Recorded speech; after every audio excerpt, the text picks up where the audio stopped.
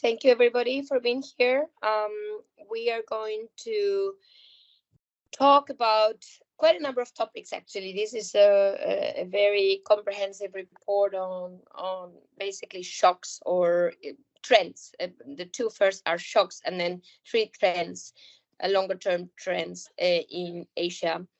And as for the shocks, these are the usual suspects. The Fed, and frankly speaking, probably when Trin started this note, it was not as much as a threat as it has become in the last few weeks, where everybody's repricing higher rates after Powell's testimony to the Senate and beyond. I mean, it's very scary where we are heading with that.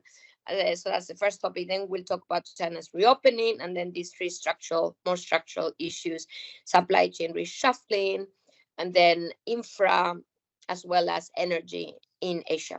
So without further ado, let's start with the first question, Trin. I mean, what to expect with from this hawkish Fed? Was in a way, everybody's call that this year would be slightly better, peaking everywhere in Asia, central banks in Asia. How do you see things now, given the circumstances with the Fed? Thank you. Thank you, Alicia. I'm Trin Nguyen, Senior Economist for Emerging Asia. Obviously, the thing that has shocked markets this week is really the higher for longer and a much higher and much longer. The markets are now pricing almost another 100 basis points from where we stand, which is 4.75 at the upper bound. So in that environment, we have to ask ourselves within Asia, who is going to be able to be much more resilient to this shock?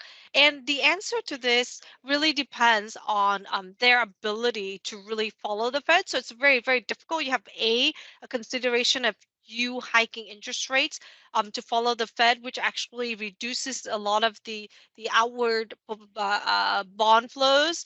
It helps your FX. But on the other hand, it actually adds shocks to your economy, right? Because higher interest rates will filter through with your interest expense payments through the corporates, the households, and the government sector. And if you have a lot of debt and your income cycle is on the downturn, that is actually not what you want to do, because that can create, it can be a very huge destabilizing force for your corporate sector, for your household sector, and it can engineer a financial crash, if not an economic crash. So central banks have to balance between these two obviously very difficult choices, and I think that will create divergence in performance in Asia. So we think Asian central banks will follow the Fed higher, but not much higher, and there is a divergence in the ability to do that. So a good example is, before we talk about the choices they will make, and we do have this consideration, is the stock of debt we have already.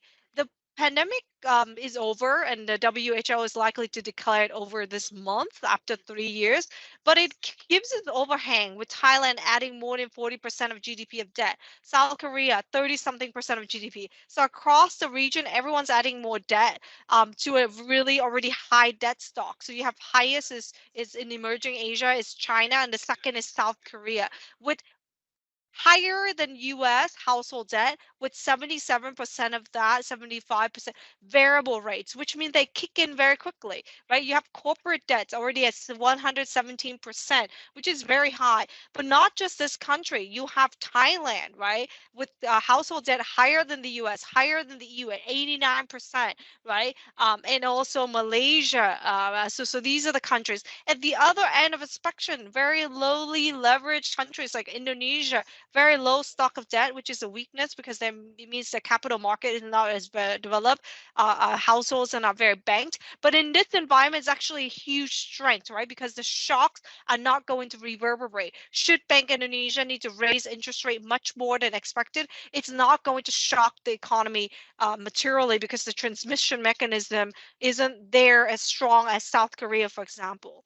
What that means is, right now, what we're facing here is a widening interest rate differentials between the US and Asian countries. At the higher end, where high yielding countries like India, Indonesia, the Philippines, they're actually much more resilient than the lower yielding countries, particularly the lower yielding countries that do not that people do not expect to have the the propensity or the ability to absorb higher interest rates, such as the South Korea, Thailand, Malaysia. Just, they just don't.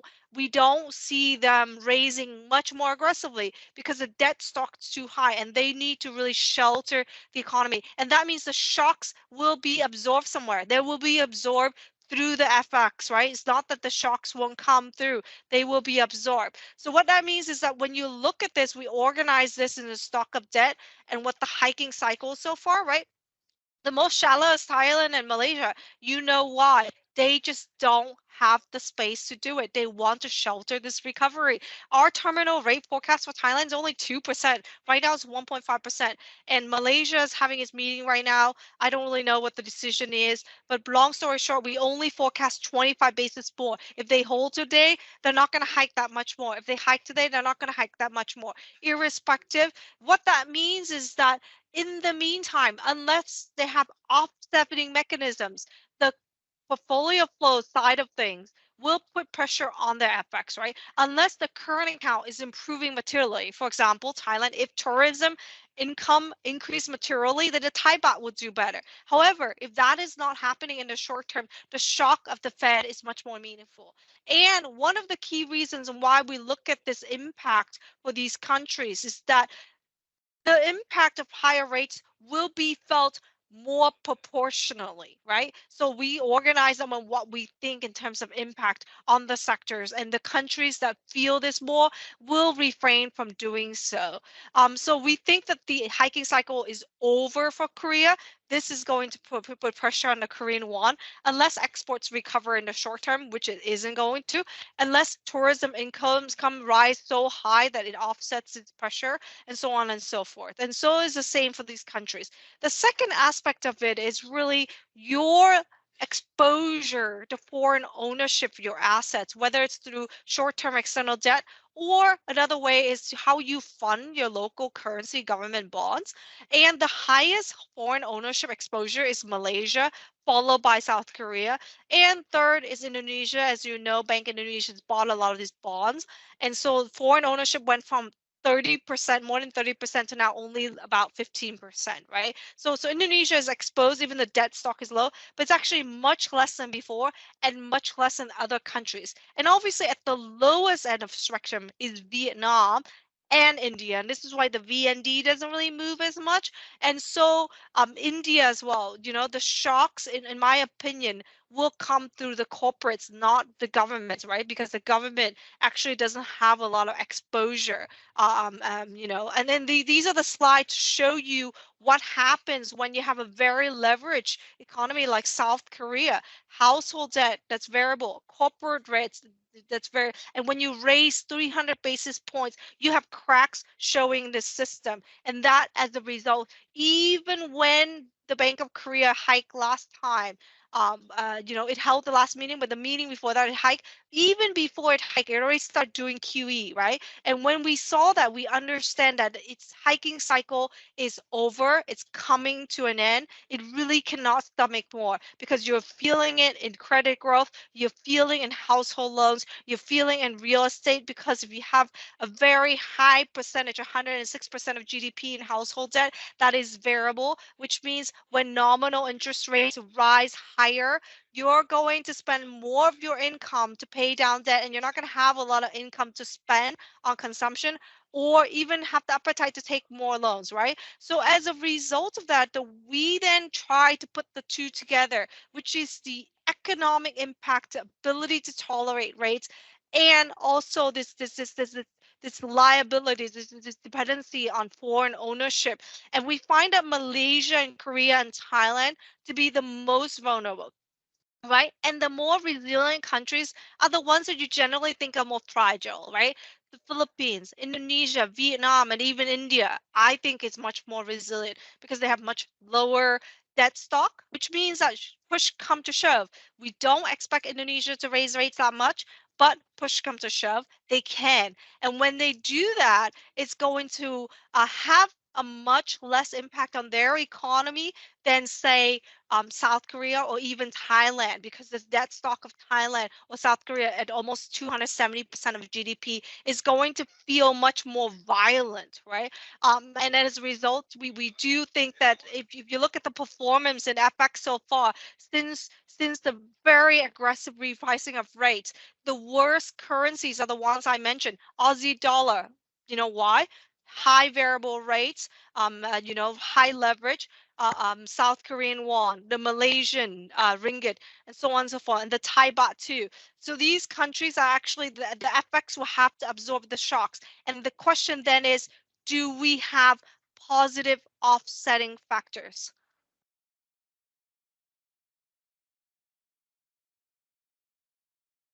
Hi, Trin. Yeah, I was indeed in the making that. Otherwise, we won't have time to cover all of the 5 topics. So let's move on and try to speed up on the second, which is as important. Maybe not as important. I would say the Fed is probably the most important, or the newest, because we've heard about China's reopening already for some time, officially since already December 8th, when Xi Jinping gave the go ahead before his trip to Saudi.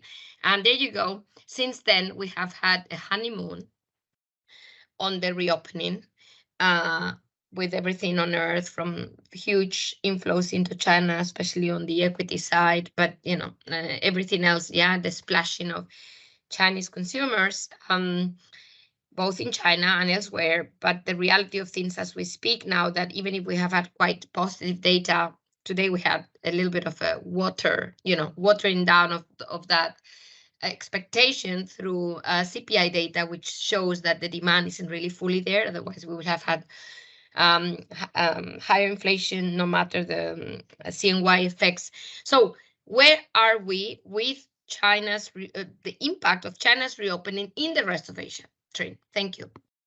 First, it's going to be positive relative to 2023, but it's not going to be very, very positive as people thought it would be, because it would take time. There are two transmission mechanisms.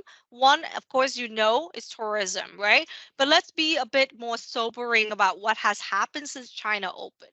First, the news tends to be very positive on the domestic flights, and that's what people focus on. And then they assume that that will happen with international flights. But you can see here between the gray chart and the very sad L-shaped China outbound flights, you can see that international mobility is not that good. And that means that countries that are hoping for this huge influx of income to offset pressure from the Fed is going to have to wait a bit longer. There are several factors admitting this.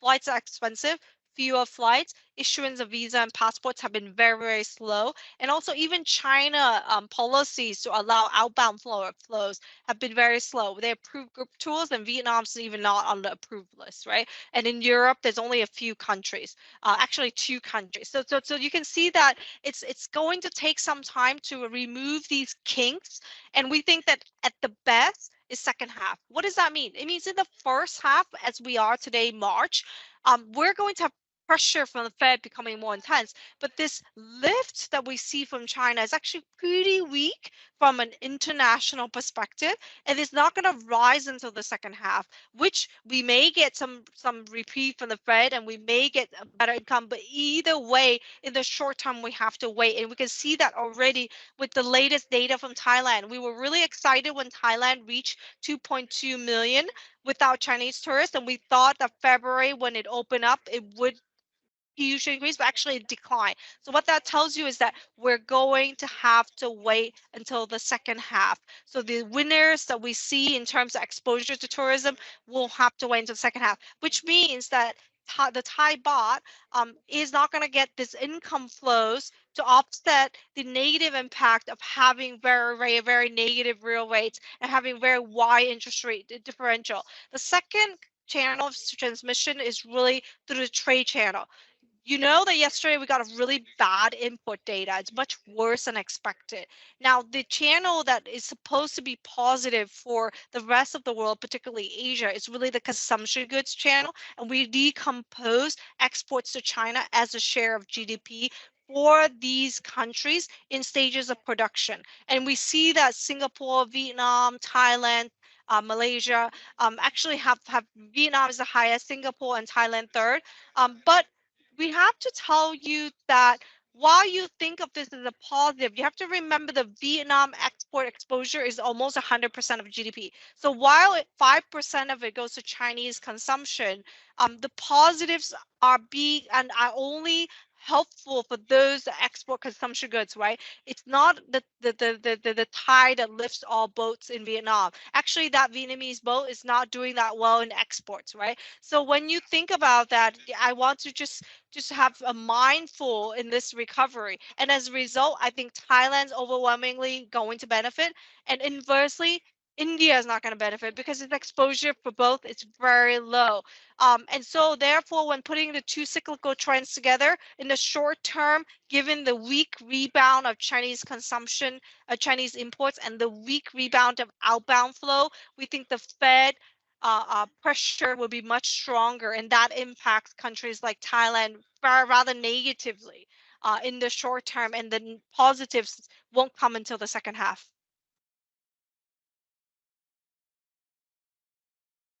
Okay, so there you go. Quite a lot of pressure on the Fed and not enough support, basically, in a nutshell, from China, at least not until the third quarter. And that's where we stand on the short run. But we're moving now slowly but steadily to the medium term. Although a lot of what we're going to talk about, supply chain reshuffling, is already happening. So it's not even the medium term, although, of course, it might become much more structural. And that's the key question here. How much of the supply chain reshuffling that we've already been seeing with major announcements, whether it's Apple, Foxconn, you name it, is going to continue? Because a lot happened in the midst of zero COVID. Is it a cyclical issue? Is it a structural issue? Are we going to see much more? Trin, could you take this one, please?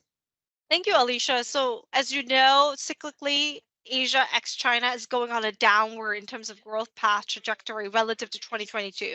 And in 2022, a lot of investment is due to the fact that China was very suppressed on the demand and supply side. So now that the pressure suppression is lifted, the question is, why bother investing in these countries that are slower where China is accelerating, right? We argue that these, it contrasts the portfolio flows, which is like investors tend to think very short term. They'll tactically move to China if they think valuations are very low and there's some boost and so on and so forth. FDI investment is not short term; it is long term, whether it's M&A or greenfields, right? And so therefore, long term trends will dominate. And what are the long term trends? There are three things. One is debt. Chinese debt is very high, and that deleveraging cycle will play out, and it's going to take some time. It's a drag on growth. Demographics is much worse than expected, as you know, which means this year India is a larger country than China, and China is just going to continue to shrink. Working age population and overall population, right? And ASEAN demographics are pretty strong as well. And of course, the third factor is geopolitics, and something that Alicia talked about. When we talk about geopolitics, what do we mean? We mean that first, the world is very dependent on China. China global market share of manufacturing is 21%. That's a huge increase from 18% before. So despite of all the tensions, China's actually increases global market share. Now that is too much concentration risk already without the geopolitical dimension. Now you add the geopolitical dimension plus zero COVID, which then highlighted that risk even further, means that it becomes a necessity to diversify your supply chain. It's actually not even for Chinese investors becomes a necessity, not just offshore investors, right? And the second thing is that there is a lot of room to move elsewhere, right? Wage costs in China have risen quite dramatically, not only in China, but also India and Vietnam as well. But on a relative basis, on an absolute basis, it is much more expensive. And we know that wages are not the only component, right? There are other inputs such as infrastructure, soft infrastructure. And of course, this is where China excels. So, but this is an important component.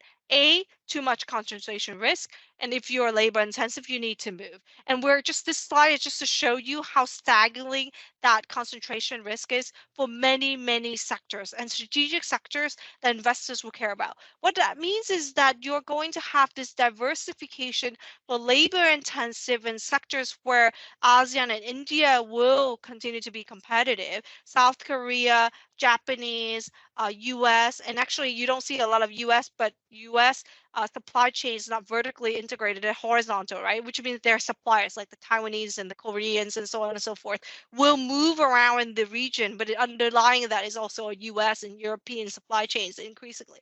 And that is a trend that will continue.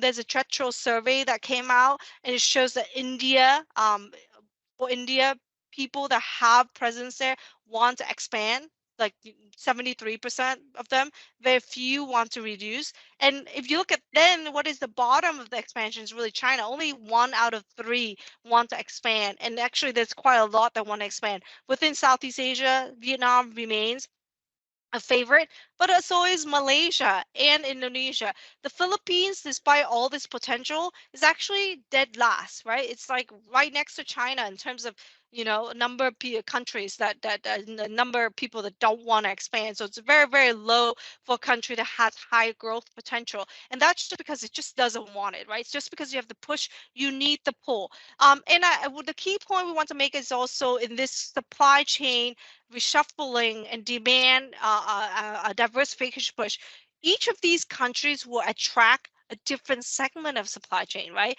And that segment depends on their comparative advantage, and it also depends on their policy push, right? Indonesia is pushing for EV, so it's going to attract it because it will have incentives in place, and it also depends on its bargaining power. Vietnam is pushing for something, so is Malaysia, and so is India. And the country we want to highlight is India. Why is India important? First, India's current manufacturing share is too low.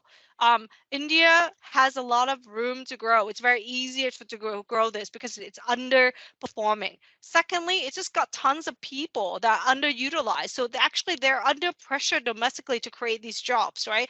And there's actually more of them coming, So you have, only the labor force participation right now is so low. You can see in the purple line.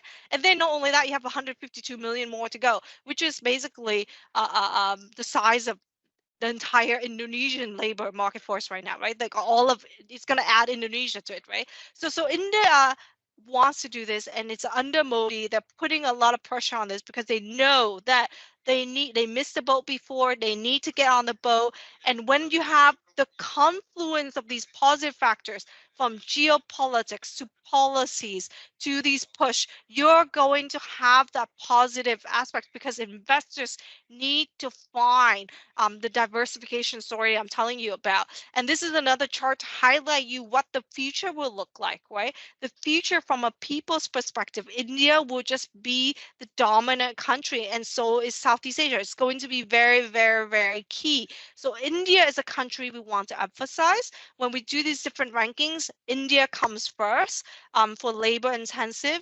And I think what is key here is that while you have people, you really need policies. And this is where the Philippines, despite having a lot of potential, continues to be quite underwhelming. And it will remain underwhelming until they have the policies in place to be more competitive. And this is why we highlight India, Vietnam, Indonesia more than, for example, the Philippines, even if on a lot of metrics it comes up higher. Okay. Thank you, Trin, on this. It is quite clear that I think there's a dimension issue. So beyond the list that you just made, and there's this issue that India stands out. Yeah, for many reasons. I think one reason is, as you said, the size, the growing population, blah blah blah. But the other one is, of course, geopolitics and how much India is a hedge for China that not necessarily other economies might be. If you think about the situation of Vietnam, um, the more we push this kind of democratic or like-minded allies, is it how do these economies fit into that reality, or even the fact that they may belong to to a China-centric ecosystem. Think about Indonesia and green energy, lithium, etc. So there's these dynamics that put India in a very, very special spot, and I think that's something that we need to reflect upon, how different it is, not only in terms of size, but in its actual hedging situation in terms of its position on China. So on that note, we're going to move to theme 4, which is infrastructure. So here the idea, of course, is that we thought we knew it all, quote unquote, meaning we have the BRI, funding all kinds of projects in Asia and beyond. But since 2019, there's been a collapse in lending from China to the rest of the world, including for infrastructure. Not that it is fully over whatsoever, because this might be related to, of course, zero COVID, or even China being very cautious about the trade war with the US in 2018-19. But the point is China coming back, or are there, and this is your point here, Trin, investors want it, meaning does Asia need to diversify also that source of infrastructure? So the need is there, but how to do it and who can do it? I just want to pass you the floor to take this question and with your report. Thank you, Alicia. So we talk about two cyclical trends. One is very negative, the Fed, and one is somewhat positive, but not yet. And then the third one is positive in terms of FDI inflows. Now, the fourth one we want to talk about is also the fact is, although we have a cyclical downward turn, I think this sector will be at front and center. And they will be in front of center of the key countries that I want to mention, which is India, Indonesia, and Vietnam, right? We know that people aren't enough. Investors don't invest because there's a bunch of people, right? They invest because these people have the skills, so human capital, but they invest also because of soft infrastructure, labor market conditions, laws, regulations. Hard infrastructure is very important. If you want to trade, if you want to move around, you need expressway, you want to move goods. So that's important. And then the infrastructure investment has been a focus for decades now. It's not a new theme. But I want to highlight that it's becoming front and center in the countries that need it the most, in the country that's important, like Indonesia, like India, and in the countries that will count for the future, right? So when you look at the existing stock of infrastructure and we look at the data, you look at the best is Malaysia, Thailand, the third is Vietnam. It actually used to not be the case. Vietnam invested a lot, but Indonesia is moving up because it has a policy to invest 40% of GDP from 2019 to 25. And I think India, you're going to start seeing some planes here too, because they made the biggest order ever, almost 500 planes, right, this year. The country that I think is not changing a lot is really the Philippines, but that can change if policies change. And the key focus here is the fact that policies are now pushing this moving forward. The priorities of policies are important. The prioritization of the kind of infrastructure. Did you know that India has more roads than China per capita? Actually, it does. Now, the issue with India is that it doesn't have high quality roads, right? You need expressways that connect, that reduce bottlenecks. And I think one of the positives I would say is not only has it increased in this investment, but the budget this year, literally the key part that they want to highlight is really expressways and railways, and that's really important. These countries all need to think about connectivity in different ways, hard and soft. What that means is that while the government is raising this in terms of allocation and it will probably need financing, right? The issuing of bonds, and the bonds actually not being absorbed by foreign investors such as yourself, but actually domestic investors, retail, and so on and so forth. It was also about energy, certainly not only transport infrastructure, but also lots of energy projects. Russia is the best example for that. Power of Siberia, one, and then eventually two, and many others. So that's in a way, I wouldn't say dying out, but transforming itself. And then we also have, of course, the green transition pushing because of COP26 and COP27 and the like, and Asia coming up with bold targets on emissions, on net zero, plus the war in Ukraine. All of these things are clearly reshaping this sector in the region. So we would like to hear from you. What are the key traits that you'd like to to bring to this conversation? So I think obviously two cyclical factors, and then I discuss FDI and then infrastructure. Within infrastructure, I think power and energy will continue to be the key. Even if there's cyclical downturn, it will be prioritized. Why is that? The key lesson we learned from the crisis is that this is an important sector. If you don't have energy, if you don't have power, you have to deindustrialize. That's happening to Pakistan. It's still dealing with it, right? Why is this happening to Pakistan? It's very simple. They don't have a diversified energy source. They rely too much on LNG, which they tried to transition, and then had to compete with Europe. So in this process, they couldn't afford it, and therefore you have shutdown of manufacturing, and then it becomes a huge sovereign crisis, right? And it's not Pakistan. If you look at even better countries that are better managed, the crisis percolated in Korea, right? You look at the fuel trade balance for Thailand, it was -5%. It doubled last year to -10%. Korea is the same. The energy deficit is an important, and we still feel the overhang of that, right? We didn't see high inflation because they subsidize and the utilities are raising rates, right? So what that means is that countries that actually did relatively well, I would say everyone is a deficit except for Malaysia, Indonesia, and Australia. But Vietnam and India, they actually did relatively well. Why is that the case? Because they have learned to diversify the energy sources. So if you look at the right side, it's very black. That's the first thing people notice. Black, gray, and so on and so forth is basically fossil fuel. And but there's some light at the end of the tunnel. You know, some countries have nuclear, some countries have hydro, renewables, and so on and so forth. And when you have a much more diversified source of energy, you can absorb the shock better. The key point here is whether or not it's diversification of FDI, investment, and so on and so forth. Diversification is also a key for energy source. The second aspect that we learn from this is that without energy, there's no development, right? It's actually you need it. It's the bloodline of economic growth. And so you need to not only diversify, you need to grow your energy source. And that is a challenge if you have a deficit, right? There's a huge correlation between growth and energy consumption. Vietnam energy consumption has grown the most, right, in the past decade. And so are these other countries' high growth. Vietnam's emphasis on energy is really what powers not just the only thing, and other policies as well. It's underpinning it, right? You don't hear a lot about blackouts. You know, to run a factory, you need electricity, so on and so forth. And the thing we want to highlight here is that not only do you need electricity, you need to grow it. You need diversity, and then also you need to grow it. One thing I want to highlight is that there is a lot of room to grow. What we look here is on the left is energy consumption per capita.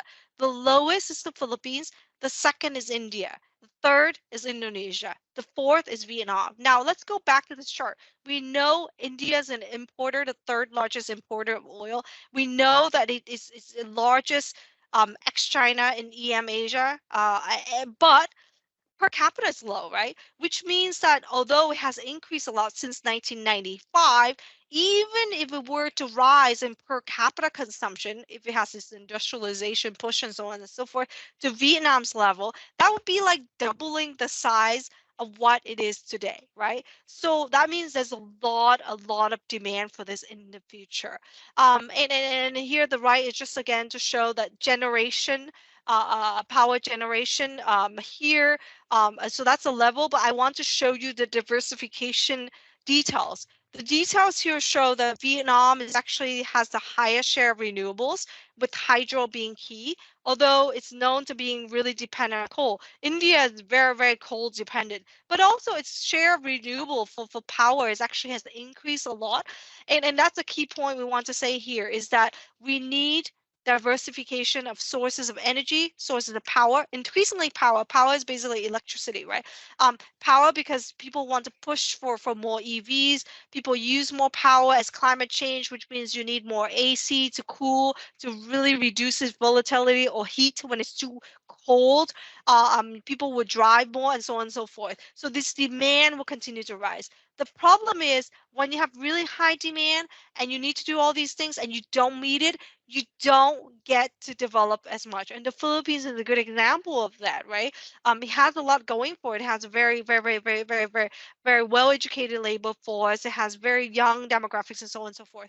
But again, per capita energy supply, which you can see in the consumption, is very low. And as a result, costs are highest in Asia for the Philippines. So it really needs a lot of it. The question is it going to get there, right? Just again, it's very, very, very every section about this is we're not here to talk about potential.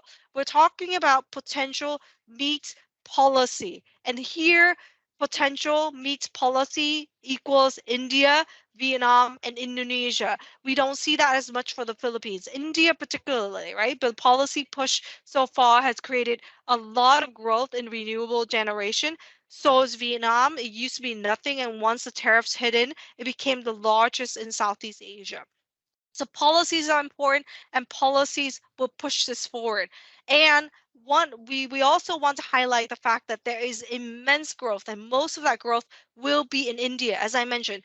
If India per capita consumption doesn't grow, say it stays the same as it is at 25, right, per capita, which is what it is today, then it will still need to actually have more energy because it just has more people, right? Because of population dynamics. Now imagine that it fulfills in industrialization goals and it adds manufacturing. It will then also needs to generate more electricity. And that means it needs to import more, and to reduce its dependency on imports, it will also need to grow renewables or whatever else it needs to grow. And that gap is pretty wide. You can see in this black dot when you assume the growth in per capita. What that means is the gap is exactly the size of what it is today, which means it needs to double by 2040 its current energy supply, right? That's quite immense. And what we are saying here is that what this gap is realizing is that we actually have policies that will be supportive of this, and I think that will be the case. There are some countries that people watching. Vietnam is one where this PD7, of course, as you know, the incentives have created this huge growth. I don't think it's going to be as generous as before, but it will continue to be prioritized because Vietnam understands the importance of this sector. Indonesia as well, the countries that I think less prioritized but we still have a lot of growth potential is really the Philippines again.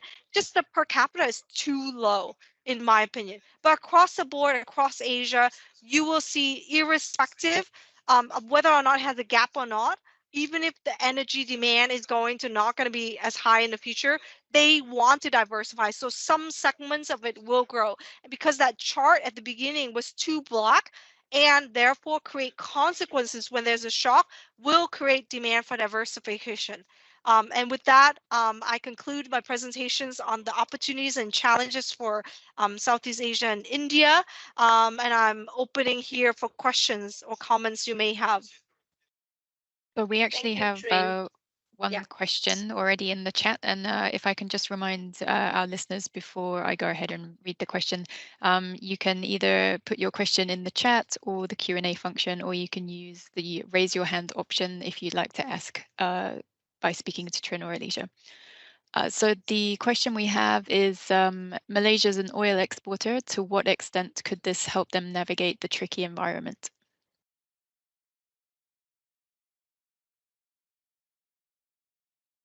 Malaysia. Okay, so Malaysia it's a good question, right? So Malaysia is one of the countries with the surpluses in Asia. Not as good as Australia, not as good as Indonesia, but it does have a surplus.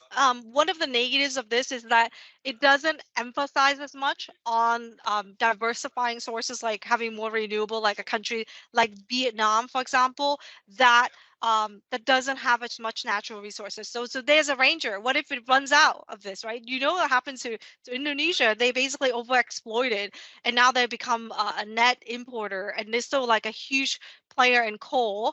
But obviously, this is one of the reasons why Indonesia wants to move to EV because of nickel and so on and so forth. So it is in the short term very positive for Malaysia, and why it's actually GDP was amazing in 2022, decelerate this year, and so on and so forth. But longer term, I think You know, obviously it doesn't have the Dutch disease, so I don't want to go there, but it does need to think about longer term strategy as well, in terms of diversification, in my opinion. And beyond being the fact that being a natural resource in palm oil and gas and so on and so forth, Malaysia also, as you know, we have a new prime minister, and we also need to have it stand out in its industrial policies. It's all about industrial policies now, giving this push.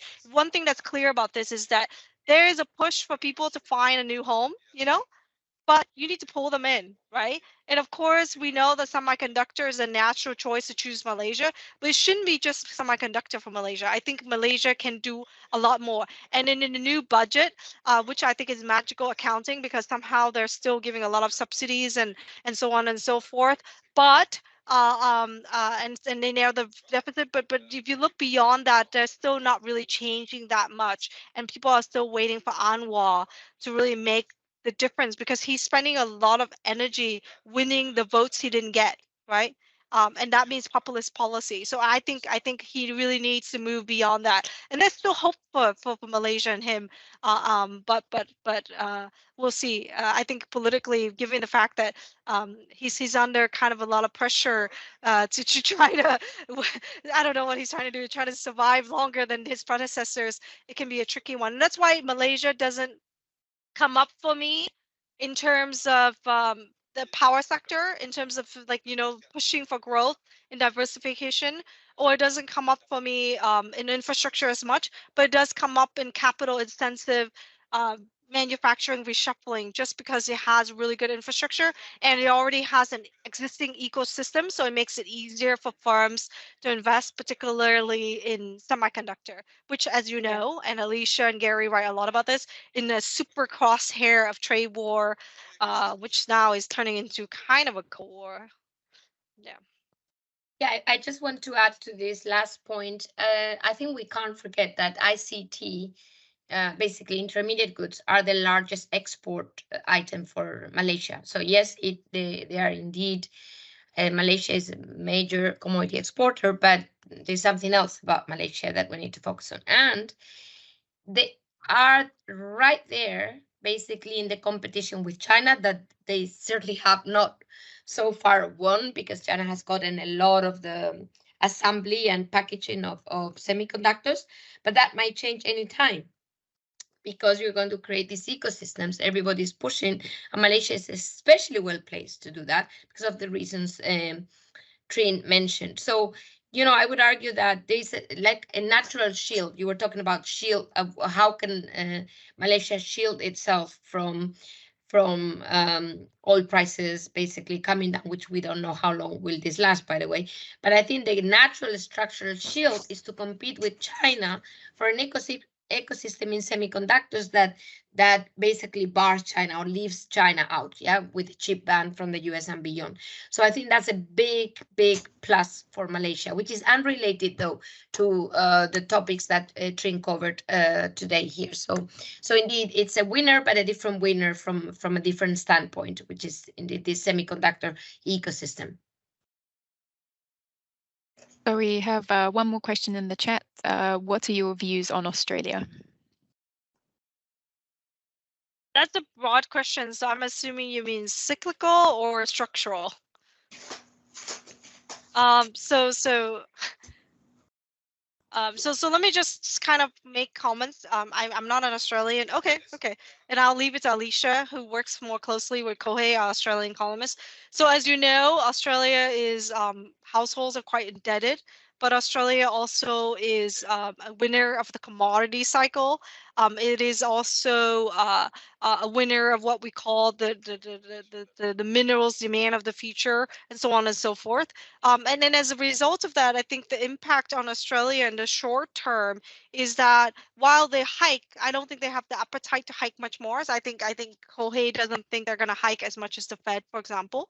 And as a result of that, if China normalization doesn't kick off really strong, how all these sectors that we tend to think of the linkages between Australia and China, then you have a more negative Fed factor pushing down the Aussie dollar in the short term, which we can have a recovery later if it turns more positive.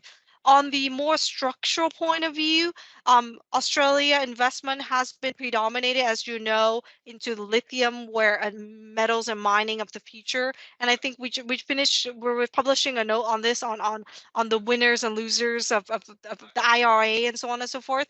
Australia not only being invested by the EU, but also I think it's actually has an FTA with the US, which would be quite supportive. So I think structurally we're quite constructive on Australia, particularly in the sectors like the power of the future, the energy of the future sector. And so those are my key comments, and Alicia can add more. Obviously, the hydrogen sector, which is quite promising, is actually now under a lot of pressure because the US subsidies is very, very generous and makes it very uncompetitive to invest in Australia. So a lot of people are a bit worried that it will, a lot of the investments are not in a committed stage, right? It's in the early stage. So a lot of people worry that it's not going to take place until later. So overall, a short-term negative for Aussie dollar, in my opinion, unless you have China roaring back, which Alicia will answer more on when she thinks that will happen, and maybe perhaps even comment on the longer term for Australia. Thank you. I will be brief because I'm not sure if there are other questions, so I just don't want to overdo it. Okay, so basically, I mean, the call so far and confirmed by RBA Governor Lowe is that at most 3.85, so basically a little bit more if at all, or nothing, or basically we're done with rates. But this was before I think, or right at the time of Powell's hawkish statement to the Senate, and I think this might have to be reviewed or Australia will need to accept a much weaker. This is basically Trin's point on currencies, either or. Yeah, you cannot have it all. And that's on the short run. We also have to wait, I think, 26th of April on inflation, first quarter inflation data for Australia. So that might be an upward surprise again as fourth quarter. Thus, the RBA may need to review this.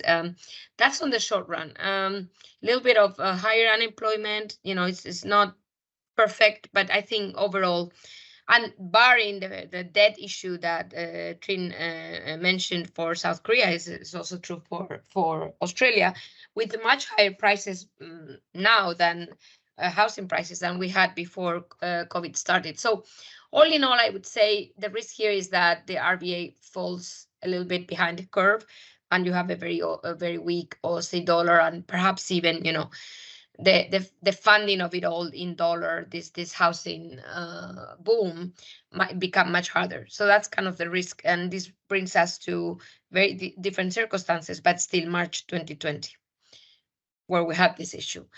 And structurally, I won't say much more than what Trin said, except for adding that if, as I mentioned, if everybody is trying to get along with India for the hedging nature of its economy versus China, everybody's trying to get along with Australia for the hedging nature of critical materials with China.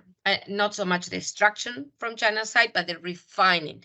Not that Australia will be able to compete in refining because of environmental rules, etc., but on extracting. So you have this combination of every country, South Korea, now, of course, Europe is, the EU is negotiating this free trade agreement with Australia. Everybody wants to have access. The US, of course, as Trin said, Australia being, much better treated than others on these critical materials into the US. So this makes Australia, I mean, it reminds me of Australia's boom with China's big fiscal stimulus in 2008. If you think about it, I mean, what happened to Australia? That Australia avoided the global financial crisis, the European sovereign crisis, any crisis that could have affected Australia with a big current account deficit, didn't. This time around is about critical materials and energy transition. Australia will do well, full stop, because it's just right there at the right time with the right stuff. And that's the long term for me about Australia. Thank you both. So as a quick reminder to our audience, if you do have a question, we have a few minutes remaining, so you can use the chat function, the Q&A, or you can raise your hand.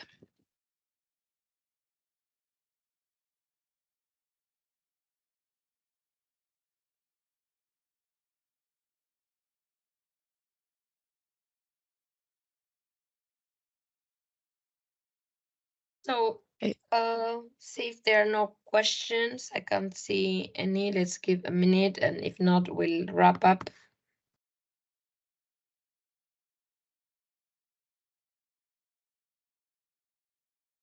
Yeah. So maybe Trin, to wrap up, I think because you've been analyzing, let's focus on the short term now for a minute.